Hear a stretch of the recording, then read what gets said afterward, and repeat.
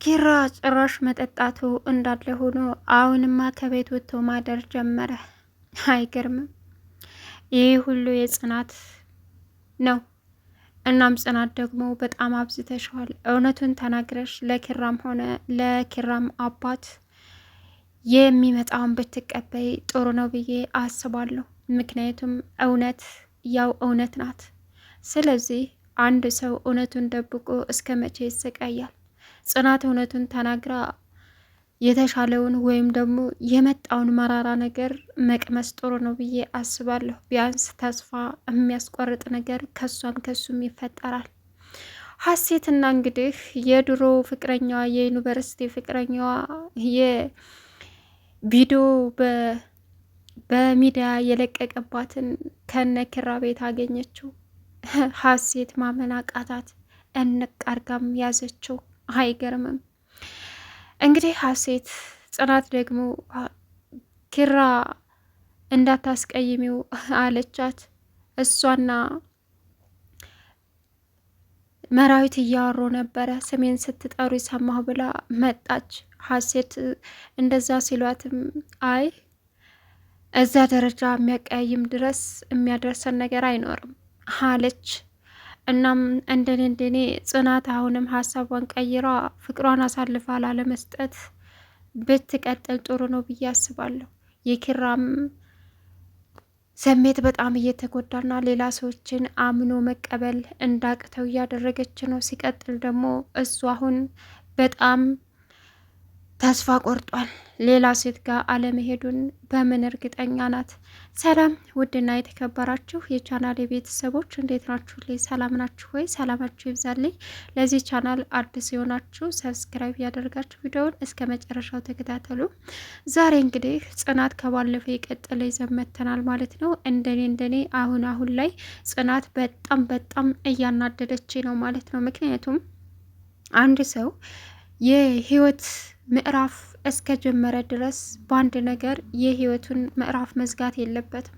ስለዚህ ኪራ ሳይጠላት እሷ በረሷ ጊዜ የምታደርጋቸው ነገሮች ወይም ደግሞ ደብቃ የምታደርጋቸው ነገሮች ብዙ ዋጋ ያስከፍላሉ። የኪራ አባት ይህን ስላላት ብቻ ሳይሆን እኔ የራሴ ነው ኪራ ብላ እውነቱን አውጥታ እኔና ኪራ ፍቅር ውስጥ ገብተናል፣ ወደፊትም ተስፋና አላማ አለን ብላ ብትናገር ሊረዷትም ይችላሉ። ለኪራ ራሱ ቢሰማ ያንን የሚፈልገውን ውሳኔ ከሱ ራሱ ማረጋገጥ ትችላለች ማለት ነው። እሷ ግን ብቻዋን የምታረጋቸው ነገሮች በጣም ዋጋ ያስከፍሏታል ማለት ነው። እና ስለዚህ ይሄ ነገር መሆን የለበትም ባይ ነኝ። እንደኔ ህይወት ይቀጥላል፣ ግን ደግሞ የሚወዱንን ሰዎች መግፋት በኋላ ብዙ ስቃይና መከራ ያመጡብናል ማለት ነው። በጣም እንግዲህ ኪራ ልቡ እየተሰበረና ከሀሴት ጋር ቢቀራረብም ግን ደግሞ ሀሴትን እንግዲህ ምን ሆነህ ነው የደበረህም ስትለው አልደበረኝም አላት። በፍቅር የተጎዳ ሰው ነህ ስትለውም አዎ ግን ሴቶችን ይቅርታ፣ ሴቶች በሙሉ ጭራቅና ክፉ ሰይጣኖች ናቸው አላት። ከዛም ሀሴት ደግሞ ከዓለም ስንቶቹን ታውቃለህ ስትለውም ኧረ የተወሰኑትን ነው አላት። ስለዚህ አየህ አንድን ሰው በበደለ ሁሉንም ትወቅሳለህ።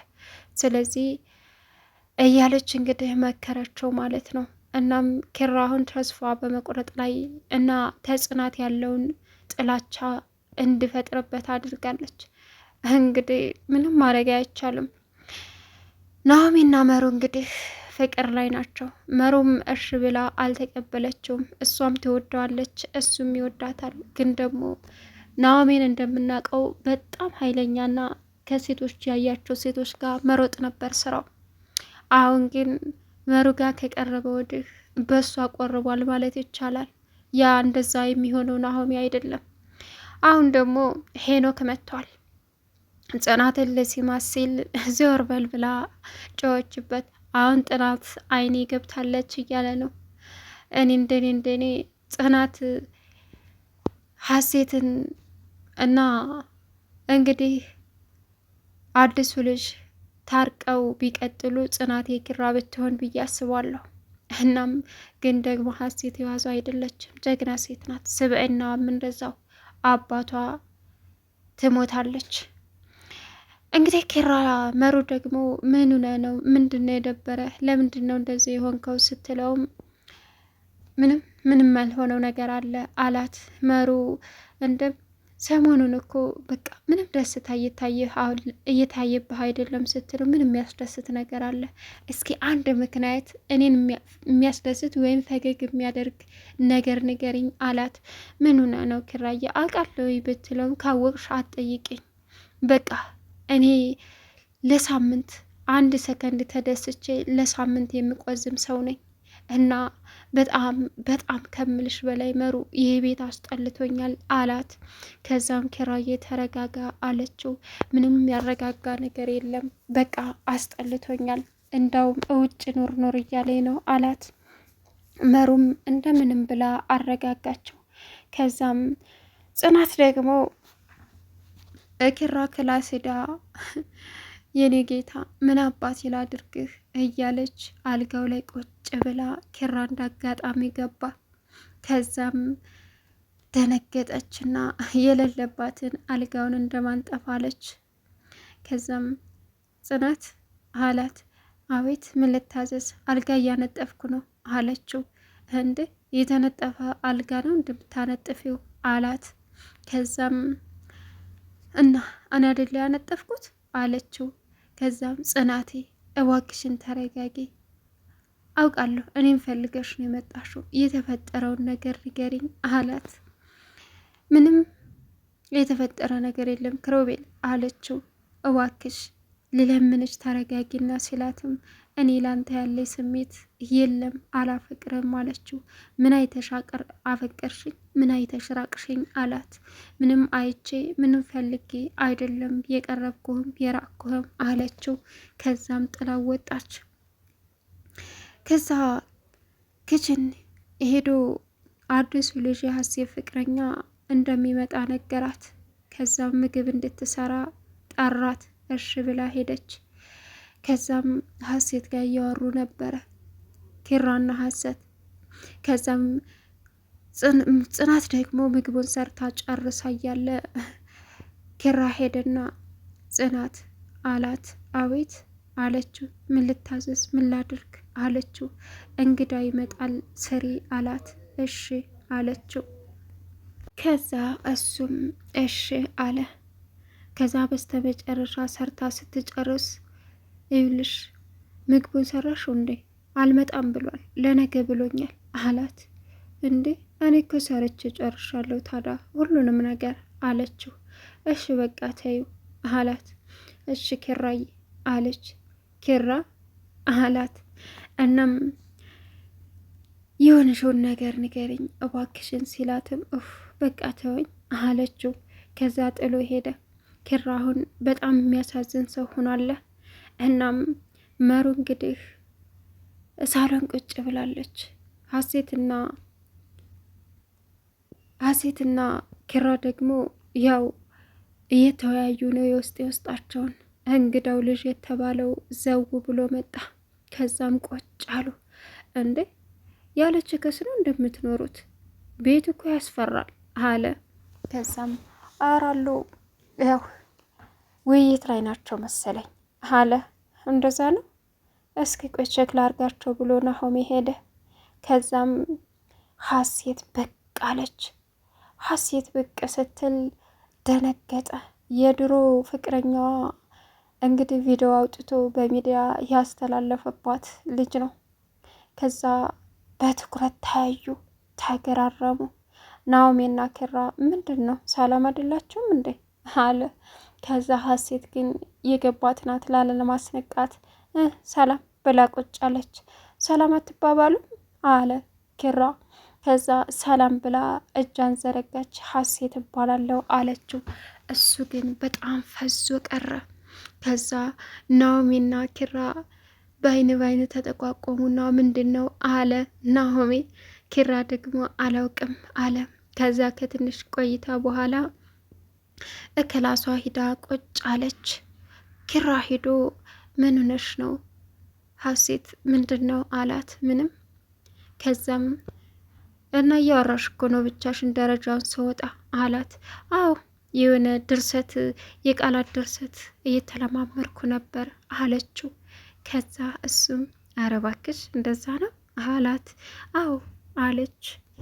ነገር ግን ሀሴት ቃላቶችን እየተለማመደች ሳይሆን ሄኖክ በመምጣቱ ከዚህ በኋላ ወደ ህይወቴ እንዲገባ አልፈልግም፣ አልፈቅድለትም። ይህ ውሻ አባቴ አፍ አውጥቶ እኔም ባይናገረኝም ልቦን ሰብሮታል፣ አስቀይሞታል አለች። ኪራም ሲመጣባት አንዳንድ ጊዜ በራሳችን የድሮ ማንነታችንን ወይም ደግሞ የድሮ መጥፎ ትውስታችንን ማጥፋት ፈልጋ አታውቅም አለችው። ከዛም ኧረ ለምን ሙሉ በሙሉ አላት። አይ ማጥፋት አንዳንድ መጥፎ ነገሮችን እንጂ ያሳደገኝን እጅ ደግሞ ማጥፋት ወይም መንከስ የለብኝም አላት። እኔም እሱን አልፈልግም፣ ግን ደግሞ አንዳንድ መጥፎ ትዝታዎችን ወይም የህይወት ታሪኮችን መሰረዝ ትፈልጋለህ አይደል አለችው። ልክ ነሽ አለ። አዎ አንዳንድ ሰዎች ሊጎዱን መጥተው ጎድተውን ደግሞ ዳግም ሌላ ሰው እንዳናምን አድርገው ሄደው ተመልሰው በህይወታችን ይመጣሉ አለችው። ኪራም ልክ ነሽ፣ ባልተጠበቁበት ሰዓት ወደኛ ይመጣሉ፣ አሉን ስንላቸው በማንፈልገው ሰዓት ደግሞ ጥለውን ይሄዳሉ አላት። ሳስብህ በፍቅር የተጎዳ ነህ አለችው። ከዛም አልና ይቅርታ ሴቶች የምትባሉ በሙሉ ሰይጣን ናቸው አላት። እሷም ያላትን የህይወት ታሪክ አካፈለችው። ከዛም ዛሬ ግን ደህና ነች ሲላትም ደህና ነኝ አለችው። ሲደብርሽ ስፖርት መስራትና እንዲሁም መጽሐፍ ማንበብ፣ ሙዚቃ ማዳመጥ ነው ብለሽ ነበር፣ አሁን ግን ለምን አልተጠቀምሽውም አላት። አይ እንደዛን ለመስራት ልጠቀማቸው ስል ነው የመጣኸው አለችው። ከዛ እሱ እሺ በቃ ብሏት ሄደ። እንግዲህ ሀሴትም ወደ ውጭ ወጣች። ሄኖክ ደግሞ ጽናትን ሄዶ ሳማት። አይገርምም? ጽናት ደነገጠች። ዘር በልልኝ እባክህ፣ ምን ይመስላል? እዚህ ቤት ጤነኛ ሰው አይደለም የሚመጣው አለች። ከዛም በጣም ምርጥ ነሽ፣ ደግሞ በዚህ እድሜሽ ይህን ስራ መስራትሽ ምንድን ነው? ደግሞ የስራ ሰው ነሽ፣ በቃ ቆንጆ ነሽ አላት። አመሰግናለሁ አለችው። እናም ለመሩ ሄዶ ደግሞ በቃ ጽናት አይኔ ውስጥ ገብታለች፣ የምትመች ልጅ ናት፣ ደግሞ የስራ ሰው ናት አላት። ከዛ ኦ የዚህ ቤት የመቆያ እድሜህን ልታሳጥረው ነው ማለት ነው አለች። ከዛም ሄኖክ ደግሞ ምን አልሽኝ አላት። አይ ምንም፣ ጽናት በጣም ለየት ያለች ሰው ስለሆነች ነው አለችው። በጣም ተመችታኛለች፣ አይኔ ውስጥ ገብታለች አላት። አሪፍ ነው አለችው። ከዛ እሷም ናሆሜ መጣ። ናሆሜ ጋር እየተቀላለዱ ያሉ በቃ ዝጋት፣ እኔም ትንሽ እጅ አረፍ ልበል አለ። ከዛም ወደ ውጭ ወጣ። ሀሴት ደግሞ ወደ ውጭ ሱቅ ደርሼ ልምጣ አለች። መሩና ጽናት ስለ ሀሴት ሲያወሩ ነበረ። ጽናትን እንግዲህ ምናለች? አይ ሀሴትና ኪራ እየተቀራረቡ ነው አለች። መሩ ደግሞ አዎ ሀሴት ሲያዋት ጥሩ ልጅ ትመስላለች፣ በጣም እየተቀራረቡ ይመስላሉ አለች። ከዛም አይ አሪፍ ነው አለች። ከዛ በጣም ተቆዘመ ጽናት። ጽኑ ምን ሆነሽ ነው አለች መሩ። አላቅም ሀሴት ጋር ሲቀራረቡ እውነት ለመናገር በጣም እቀናለሁ አለች። ታዲያ እንደዚህ ሆነሽ ነው እንደምታቀራርቢያቸው? ማቀራረብ እኮ እንደዚህ አይደለም። ለምን? በቃ አሁንም የመወሰን ጊዜ አለሽ። ስለዚህ አባትሽን እንደምንም ብለሽ እውነቱን ንገሪ፣ የኪራንም አባት እውነታውን ንገሪ በቃ አለቻት። አባቴን እንዴት ብዬ ባል ገፍቼ መጥቼ አሁን ተንዘላዝዬ ባል ይዤ ልመጣ ልበለው? መሩ በቃ አላቅም። የኪራም አባት እኔ ማግባቴን አይፈልጉም እርግጠኛ ነኝ አለች። እንግዳ ይሄን ካልቻልሽ አንዴ ገብተሽበታል ተወጪው ብላ ጥላት ሄደች። ሄኖክ እንግዲህ ሀሴትን ተከትሎ ቀጭቃ ሲል ከኋላዋ ነካ አረጋት። ምን ሆነ ነው? ዘወር ስትል እሱ ነው ጉሮሮውን ዘላነቀችው። ከህይወት የውጣ አባቴን አሳዝነሃል ብላ